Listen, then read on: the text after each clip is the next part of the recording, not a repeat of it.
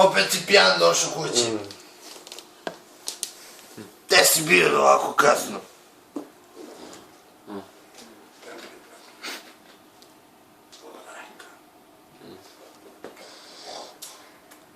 Dobro.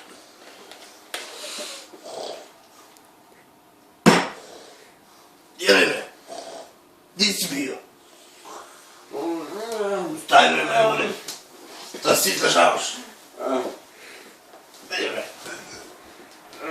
Bila neka jako druga u kraju, cirkali smo pivo i kidali gitaru.